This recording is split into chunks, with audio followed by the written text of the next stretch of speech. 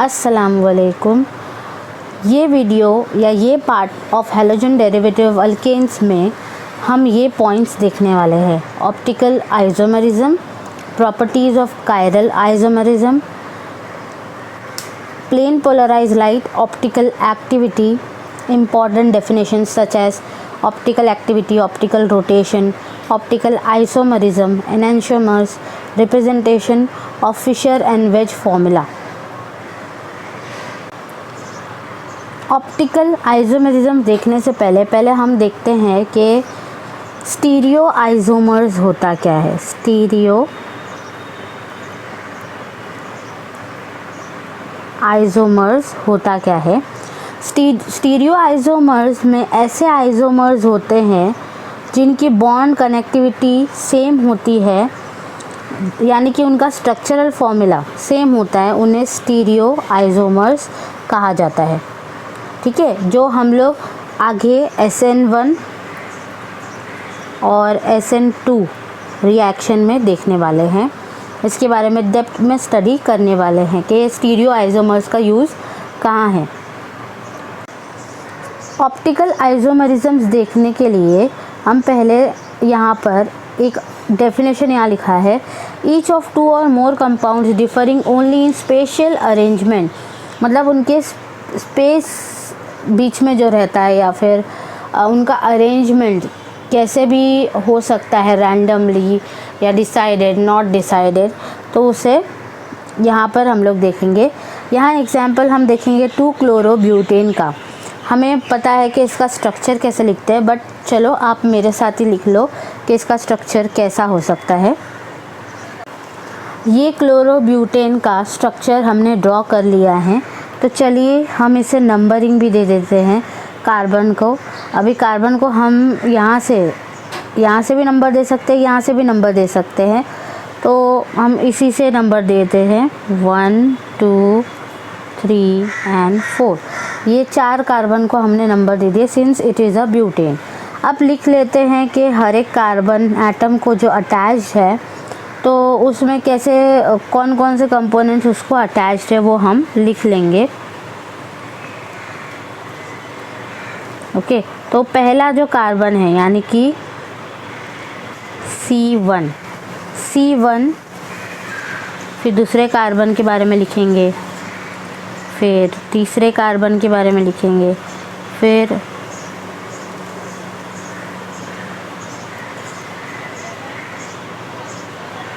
चौथे कार्बन के बारे में लिखेंगे। पहला कार्बन को हम देख सकते हैं, पहले कार्बन को एक्चुअली 3 हाइड्रोजन अटैच्ड है। ओके, तो हम इसे ये डैश ना डालते हुए हम एक काम करते हैं, यहाँ पर डॉट ले लेते हैं, तो थोड़ा डिस्टिंग्विश करने में हेल्प हो जाएगा। तो 3 कार्बन इसमें अटैच्ड है, यानी कि H और तीसरा H, करेक्ट। फिर बचे हुए जो ग्रुप है यानी कि CHCl, CH2 और CH3। अब दूसरे कार्बन की तरफ हम जब नज़र डालेंगे तो यहाँ पर क्या अटैच्ड है। दूसरे कार्बन में एक H अटैच्ड है, उसको एक Cl ग्रुप अटैच्ड है और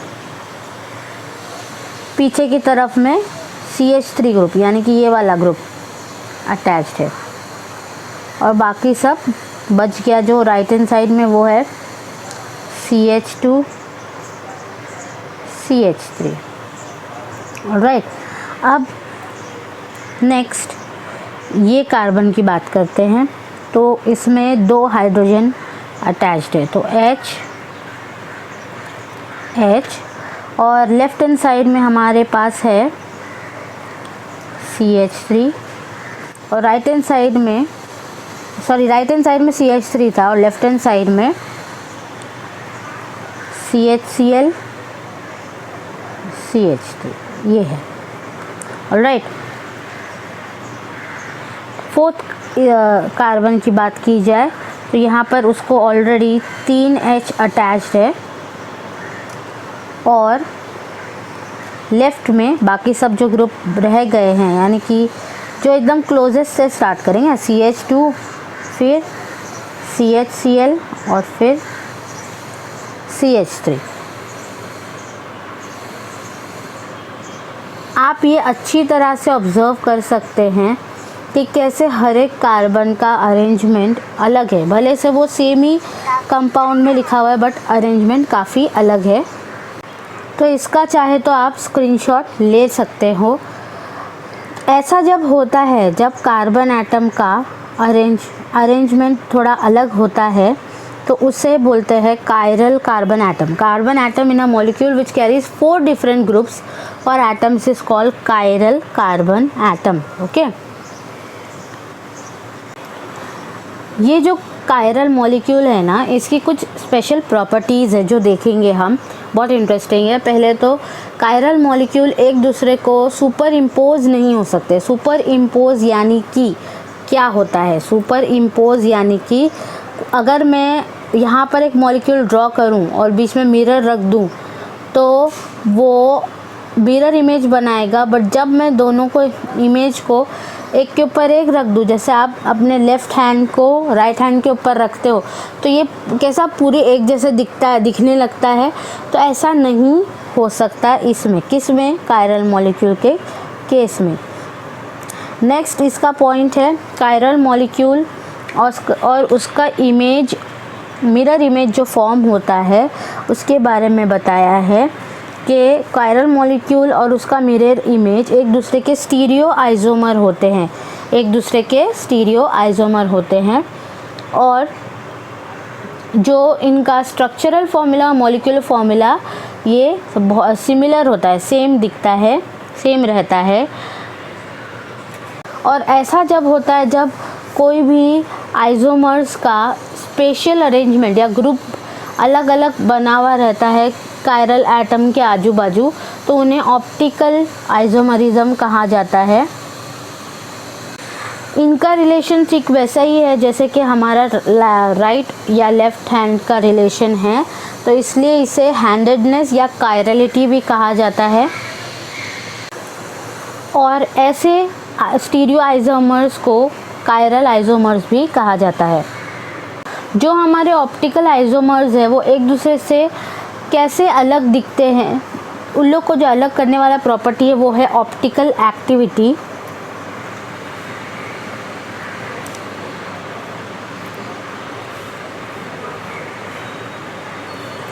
ऑप्टिकल एक्टिविटी, और इसे अंडरस्टैंड करने के लिए हम नेक्स्ट वाला जो हमारा टॉपिक है उसे देखते हैं, जिसका नाम है प्लेन पोलराइज्ड लाइट।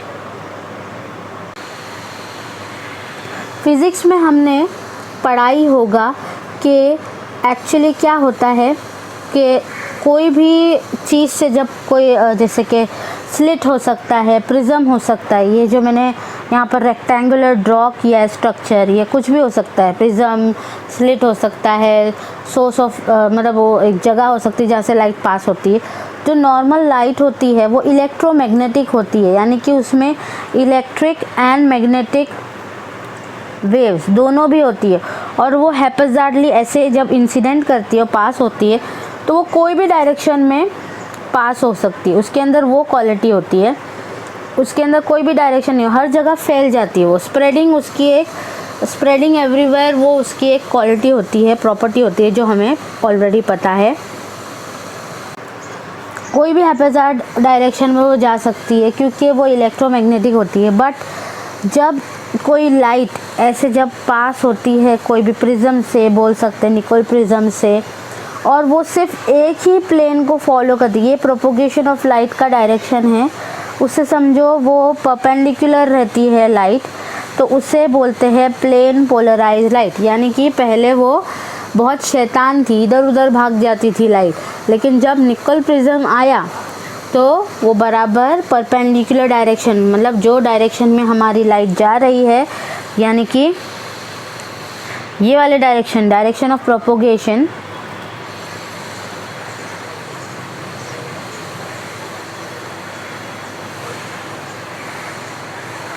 प्रोपोगेशन के परपेंडिकुलर वो रन कर रही है। यहाँ ये देख सकते हो आप, परपेंडिकुलर है, तो ऐसी लाइट को कहते हैं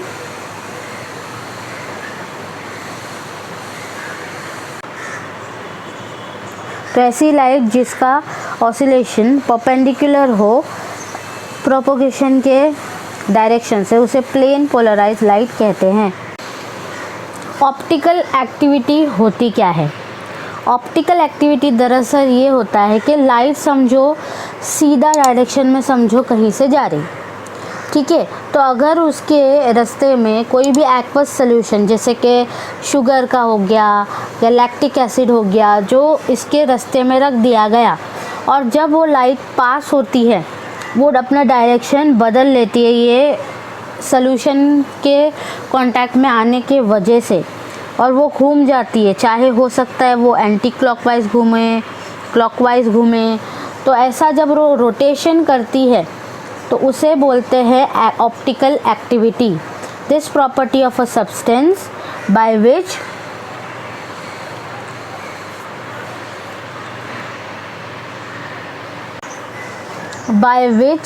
it rotates plane of polarization of incident plane polarized light is known as optical activity। अब ऑप्टिकल एक्टिविटी करने वाले भी चीज़ें हो सकती है, तो आगे कुछ हम डेफिनेशंस देखेंगे important. Optically active compounds example है यहाँ पर दिया है लैक्टिक एसिड, शुगर, ये ऐसे कंपाउंड्स हैं जो एनकरेज करते हैं ऑप्टिकल एक्टिविटी और जिनसे ऑप्टिकल एक्टिविटी हम परफॉर्म कर सकते हैं, तो उन्हें ऑप्टिकली एक्टिव कंपाउंड्स कहा जाता है। अब ऐसे भी कंपाउंड हो सकते हैं जो ऑप्टिकल एक्टिविटी को सपोर्ट नहीं करते हैं, उन्हें ऑप्टिकली इनएक्टिव कंपाउंड्स कहा जाएगा। और ये जो ऑप्टिकल रोटेशन है वो एक्चुअली कुछ फॉर्म ऑफ न्यूमेरिकली वे में एक्सप्रेस किया जाता है, मतलब लिखा जा सकता है, जो आगे हम देखेंगे कैसे लिखा जा सकता है। साइन फॉर्मेट में लिखा जा सकता है। साइन फॉर्मेट में कैसे लिखेंगे? ऑप्टिकल रोटेशन को दो तरीक़ों से, पहले तो डेक्स्ट्रो रोटेटरी, सेकेंड है लीवो रोटेटरी। ऐसा कंपाउंड जो प्लेन पोलराइज लाइट के डायरेक्शन को राइट में बदल देता है या राइट में चेंज कर देता है, तो उसे डेक्स्ट्रो रोटेटरी कहा जा सकता है, जिसे D या फिर प्लस से डिपिक्ट किया जा सकता है। और ऐसा कंपाउंड जो लेफ़्ट के तरफ प्लेन ऑफ पोलराइज लाइट को मोड़ दे, उसे लीवो रोटेटरी, जिसे L स्मॉल l से डिनोट किया जा सकता है और साइन उसे देते हैं माइनस। अब तक हमने बहुत सारे डेफिनेशंस देखे हैं। ऑप्टिकल आइसोमरिज्म में क्या होता है, हमने उससे पहले आइसोमरिज्म भी देखा है और ऑप्टिकल एक्टिविटी भी देखा है। आइसोमरिज्म मतलब कि जब दो या दो से ज़्यादा कंपाउंड होते हैं उनका फॉर्मूला सेम होता है, लेकिन अरेंजमेंट ऑफ एटम्स, जो हमने क्लोरोब्यूटेन का एग्जांपल देखा था, कैसा अरेंजमेंट ऑफ एटम्स थोड़ा अलग था और उनके प्रॉपर्टीज़ भी डिफरेंट होते हैं, उसे आइसोमरिज्म कहते हैं। ऑप्टिकल एक्टिविटी तो हमने लैक्टिक एसिड का एग्जांपल देखा, कैसे वो direction of propagation of light को चेंज कर रहा है। तो इन शॉर्ट ऑप्टिकली एक्टिविटी के बारे में क्या बताया है, ऑप्टिकल आइसोमरिज्म के बारे में क्या बताया है कि ऐसा आइसोमरिज्म जिसमें आइसोमेरिक कंपाउंड्स की ऑप्टिकल एक्टिविटी डिफरेंट हो, उसे ऑप्टिकल आइसोमरिज्म कहते हैं। अब यहाँ पर एक मेन साइंटिस्ट आया था जिसका नाम आपको सुना सुनाया लग रहा होगा, उसका नाम है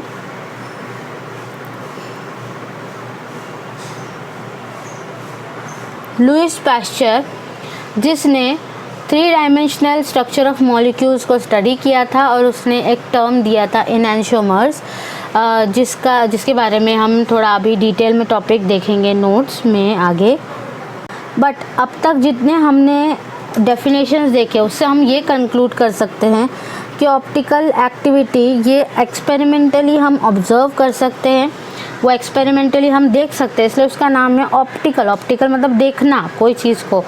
कायरलिटी ये कंपाउंड का डिस्क्रिप्शन देता है कि भाई कैसा रखा हुआ है वगैरह वगैरह, और chirality is the description of molecular structure. Optical activity is the consequence of chirality.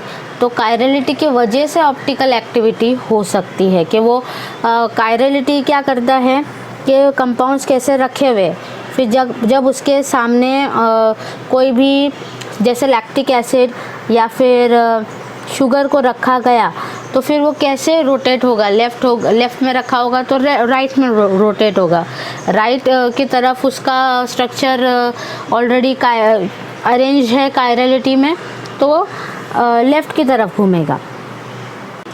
Enantiomers यानी कि ऐसे कंपाउंड्स या ऐसे ऑप्टिकल आइसोमर जो एक दूसरे की non super imposable mirror image बनाते, ऐसी इमेज जो अगर हम मिलाएंगे, यहाँ पर आप देख सकते हो कि कैसे मिरर है, यहाँ ये मिरर है बीच में, बट अगर ये स्ट्रक्चर और ये स्ट्रक्चर को मैं मिलाऊंगी तो वो सुपर इम्पोजिबल मतलब पूरी एक के अंदर एक ऐसा बसेगी नहीं, जॉइन नहीं होगी, अलग हो जाएगी। इनकी जो प्रॉपर्टीज़ होती है, फिज़िकल प्रॉपर्टीज़, ये आइडेंटिकल होती है, जैसे कि melting point, boiling point, density, refractive index, लेकिन उनकी साइन ऑफ ऑप्टिकल रोटेशन अलग होती है।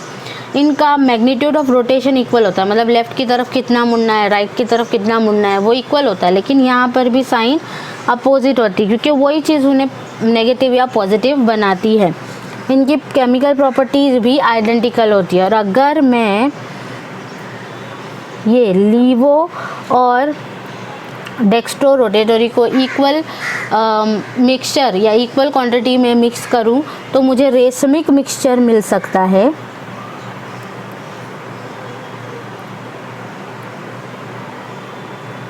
जिसे दोनों के साइन से लिखा जा सकता है, यानी कि DL या plus minus. Representation of configuration of molecules, यहाँ दो तरीके यूज़ करते हैं हम जनरली। पहला तो है फिशर और सेकंड है वेज या डैश ड्राइंग। फिशर प्रोजेक्शन में नॉर्मली ये जो डार्क लाइन है, कहीं पर भी अगर ऐसी लाइन है सीधी तो वो इन द प्लेन है, प्लेन ऑफ द पेपर, जो हम पेपर पे जैसे ड्रॉ करें, जैसे मैंने यहाँ ड्रॉ की हो वैसा ही दिखता है। लेकिन अगर ऐसी साइन है, ऐसे थोड़ी सी बोल्ड और थोड़ी सी ऐसी डार्क, तो इसका मतलब ये प्लेन के ऊपर है, मतलब 3 डायमेंशनल स्ट्रक्चर है।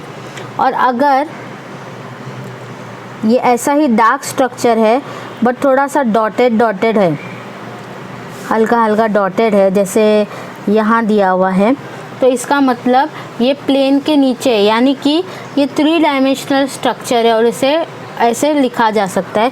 ये फिशर प्रोजेक्शन फॉर्मूला है, जिसे सीधा सीधा ऐसे लाइंस में लिखा जाता है। लेकिन वेज जो रहता है, वेज फॉर्मूला से यहाँ टेट्राहेड्रल कार्बन या फिर ऐसा कार्बन जिसमें बहुत ज़्यादा अटैचमेंट्स हो, तो इसे 3D तरीके से ऐसे बताया जा सकता है। तो आपको ये पॉइंट्स याद रखना है कि अबव कौन सा है, बिलो कौन सा है और on the plane of paper कौन सा है। तो आपको याद रहेगा फिशर प्रोजेक्शन और वेज फॉर्मूला के बीच में फ़र्क।